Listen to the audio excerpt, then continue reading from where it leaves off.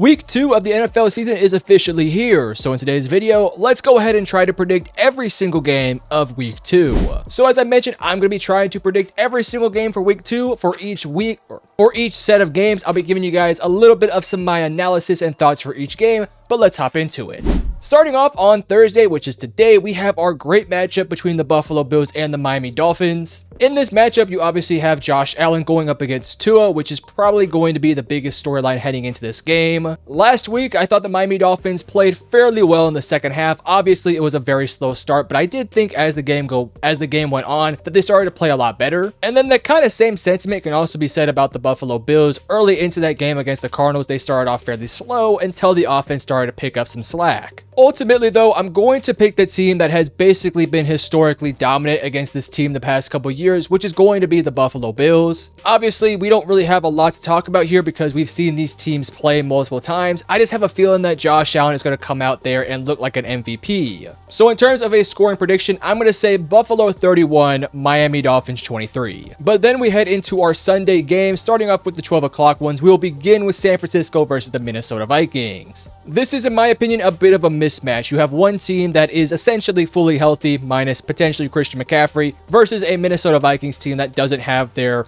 rookie quarterback who we all think was going to start. So you have a matchup between Brock Purdy and Sam Darnold, and even though I think this Vikings team has talent, I don't think it's going to be enough to be able to compete with a team like San Francisco that beat the brakes off of the New York Jets. And because I respect that Jets team a lot and I respect their defense, I really don't see a world in which Minnesota can keep this game too close. With that all said, though, I do think Minnesota has a good team, and I think they have enough pieces to keep the game somewhat competitive for maybe at least 3 quarters. But I do believe by the end of the game, Minnesota is going to be outmatched, and San Francisco is going to be able to separate. So with that said, I have the final score being San Francisco 28, Minnesota 17. Then after that, we have the Seattle Seahawks versus the New England Patriots. Obviously, the Patriots beat the Cincinnati Bengals in week number 1 in a very low-scoring affair in which they won somewhat easily.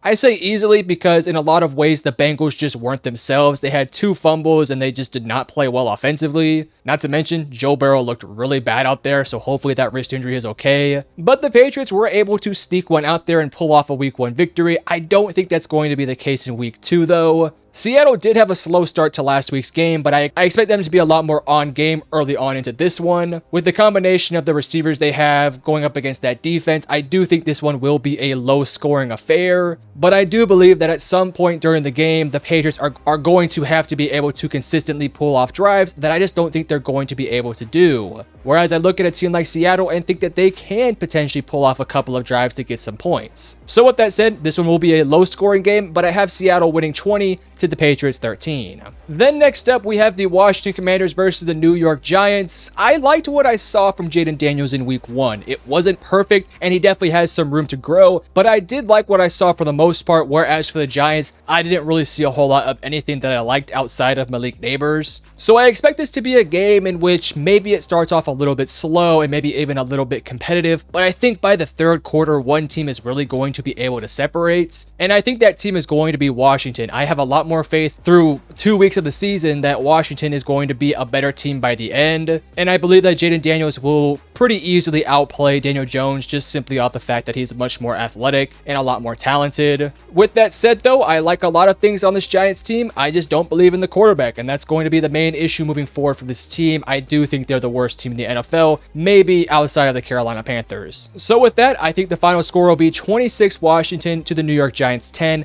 I know that Washington has a weak defense, but I still believe that this offense for the Giants is basically inept. Speaking of the Carolina Panthers, we have the LA Chargers versus the Carolina Panthers. I expect Carolina to play better, but by better, I don't expect them to win. The Chargers are a better team, and even though they didn't look all that great in their first performance, I definitely think they looked a lot better than Carolina. And so I don't expect this one to be a blowout, but I also expect this one to follow a bunch of the themes that I've already talked about. I expect this game to start off a little bit slow, but I think by the end of the 2nd quarter, heading into halftime, you'll clearly see that one team is just way more talented and way better. I also think that the quarterback discrepancy here is just astronomical. You have Justin Herbert, who is a top 10 quarterback, and Bryce Young, who is maybe the worst starting quarterback in the league, unfortunately. So ultimately, even though I think Carolina will get better as the year goes on, I don't think it starts in week 2. I expect a lot more of the same that we saw in week 1. So in terms of a final score, I think the Chargers will win 31 to the Carolinas 17.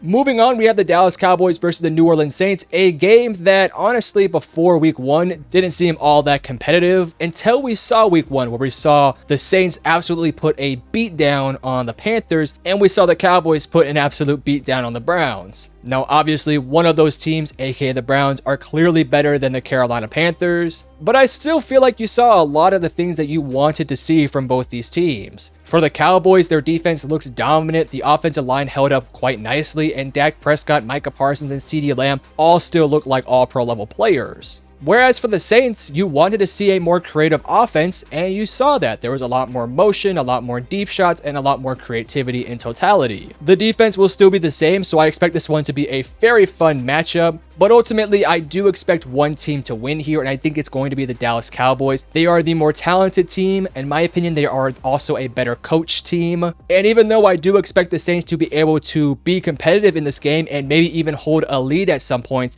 I do expect eventually Dallas to be able to pull off a win here, even though I don't think it's going to be all that pretty like they did in week 1. But with that all said, let's move on to our next matchup, which is going to be between the Indianapolis Colts and the Green Bay Packers. Now, it's basically all but confirmed that Jordan Love will not be playing in this one, so I do expect Malik Willis to play. So because of that, I think this one is fairly obvious. I think this Packers team is very talented, but without their starting quarterback, it's a bit of a mismatch. I do believe that they will be able to keep this game fairly competitive, but not extremely competitive, if you get my gist here. We saw the Colts go toe-to-toe with the Houston Texans and made that one a very fun and interesting game late into the game. And with this Packers team not having their starting quarterback, I just don't really see how you can justify picking the Packers over the Colts here. So with that said, I think Anthony Richardson will play a very good game. I expect this one to be fairly consistent throughout the entire game. I don't think this is going to be a game in which the Colts start off slow, but eventually start to pick things up. I just expect the Colts to be able to methodically move the ball down the field when they want to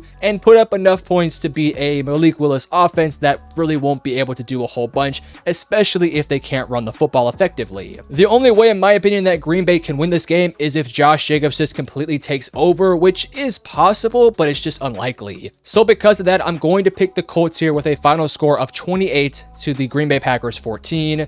Get well soon, Jordan Love. Moving on now to another 12 o'clock game between the Cleveland Browns and the Jacksonville Jaguars. I liked what I saw from Jacksonville early on into their game, but then as the game went on, they just completely fell apart and ultimately would lose. But they had a very close matchup versus, in my opinion, a very good team. So because of that, I feel pretty good about the Jaguars' future. Whereas for Cleveland, they got curb stomped by the Dallas Cowboys. The final score, they put up 17, but it was more like 10 because they put up a score with like 1 minute left in basically garbage time. So because of that, I'm definitely more inclined to go with Jacksonville. I will say I do expect the Browns to play better. I expect Deshaun Watson and the coaching staff to have a better game plan and to perform better. And because I think the defense is really good still, and I think that this could very well be a pretty close game. But I will say Jacksonville is coming off a bad loss in which they probably should have won. They're going to be a lot more fiery and looking to get their first win of the season. And because Deshaun Watson right now to me is a bottom 3 quarterback, I don't really think that this is going to be a game in which the Browns will be able to win. So because of that, I think the Jacksonville Jaguars will win with a score of 27 to 21. Moving on now, we have a matchup between the New York Jets and the Tennessee Titans. This is a very fun game because I think both these teams are extremely talented. The Jets didn't have their best performance in week 1. They ultimately struggled to stop a very good San Francisco team, but we also got to see a glimpse into what this team could potentially look like offensively. So if we assume that this Jets offense is about the same as they were on Monday, and if we assume that this Jets defense is going to be much better, I think this one could easily be a blowout. But with that said, I don't expect it to be a blowout because I think the Tennessee Titans have a very solid team. Will Levis is going to make mistakes. He's going to be inconsistent. That's just kind of what we've gotten to know from him, but they still have an awesome defense and a head coach that I think actually showed a lot in week 1. So because of that, I think this one will be close, and I believe that it may come down to one player just slightly outplaying the other. And if you're asking me, is Aaron Rodgers going to be able to outplay Will Levis? Probably. So because of that, I expect this one to come down maybe to the final drive, in which the Jets will win with a final score of 20-13. Moving on to the Tampa Bay Buccaneers versus the Detroit Lions game. This is a rematch from a playoff matchup we saw last year, in which it was a very close game.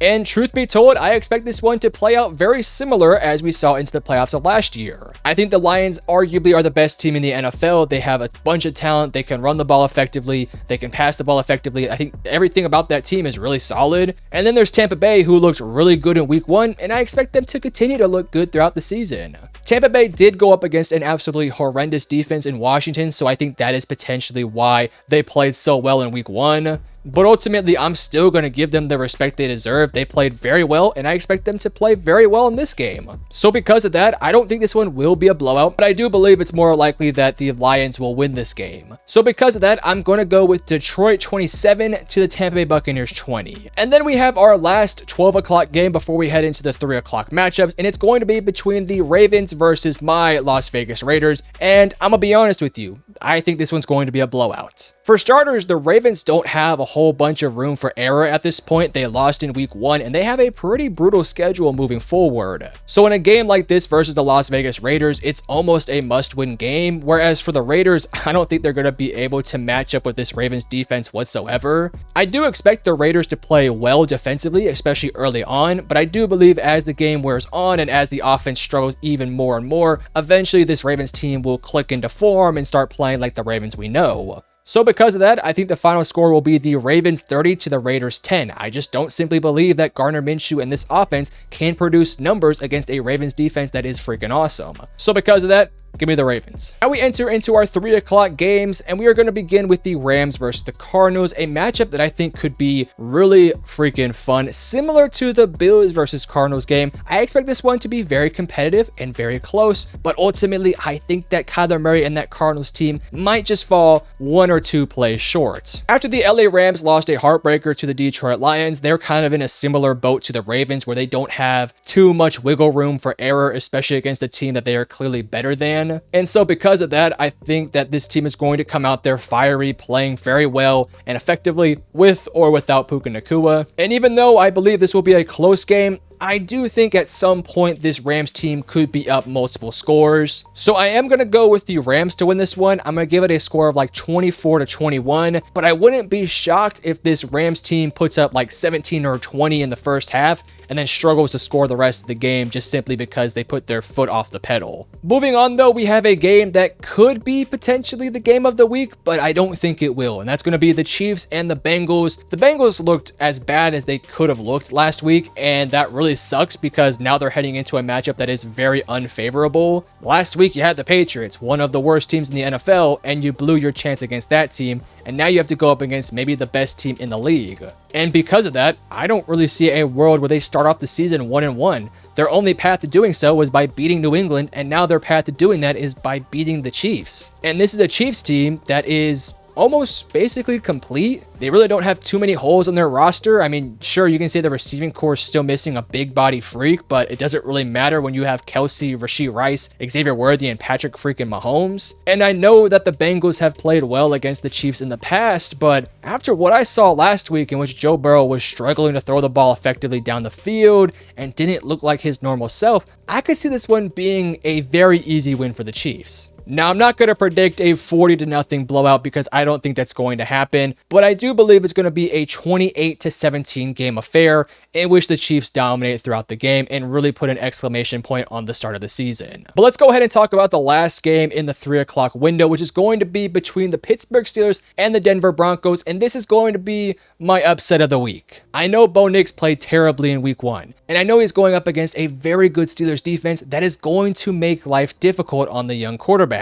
But I think this is going to be a team in Sean Payton that's going to game plan ways to find ways to move the ball effectively. He's going to engineer offense at some point during this game. And my question really comes to Pittsburgh is, can they consistently drive the ball down the field with Justin Fields? Against Atlanta, which doesn't have a particularly great defense, they just scored 18, and a lot of those points were off of turnovers. So now you're going to be going up against a team that, yes, could be potentially turnover prone, but has a offensive-minded genius that's not going to let that happen. So I could easily be wrong here and Justin Fields plays pretty good and they just put up like 30 points and win the game. But I really think that this is going to be a race to 20 points. The first team that scores 20 should win the game because I don't believe these are going to be two offenses that will be able to produce a game-winning drive. And because I obviously believe a lot more in Sean Payton as an offensive mind over a guy like Arthur Smith, I'm tempted to lean more so into the Broncos.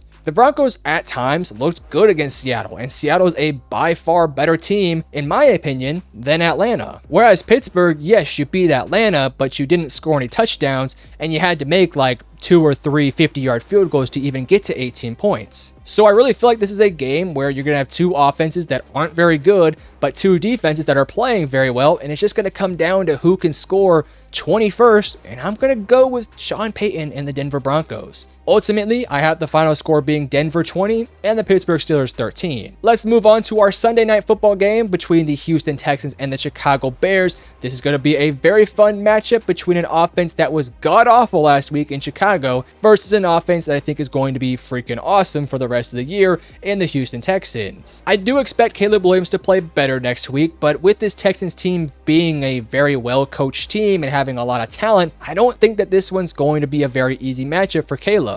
Again, though I do expect him to play better, I don't expect it to be a huge leap. Whereas for CJ Stroud, he is going up against an awesome Chicago Bears defense, but I expect him to be the CJ Stroud that we've gotten used to. As long as Stroud doesn't turn the ball over too much, which he typically doesn't and won't in this game, then I think Houston's going to have a major advantage in this one. If we're comparing offenses, I think Houston is clearly better, and I don't think it's particularly close, especially right now. Maybe later in the season, once Caleb is adjusted to the game, it could be closer, but right now it's not. And when you look at the defenses, I do think Chicago has a better defense, but it's not by much. So because of that, I do think Houston will win this one fairly easily. Now, hopefully Caleb Williams plays like the Caleb Williams we saw at USC, because if he does, this could be a really fun matchup between two very good teams. But because I don't expect him to be able to do so this early into the season, especially against a very good Texans team, I'm going to have Houston win with a final score of 24-12. Ultimately, though, I expect the Chicago Bears to start playing better as the year goes on, just not quite yet against this Texans team because I think they're really good. And the last game of week number 2 is on Monday Night Football between the Atlanta Falcons and the Philadelphia Eagles, a game that I think could have been really fun if Kirk Cousins was playing like the usual Kirk Cousins, but after we saw his week 1 performance, I have a lot more concerns about this potential matchup. For Atlanta, I do expect their defense to do some good things, but ultimately this is an Eagles offense that basically looked unstoppable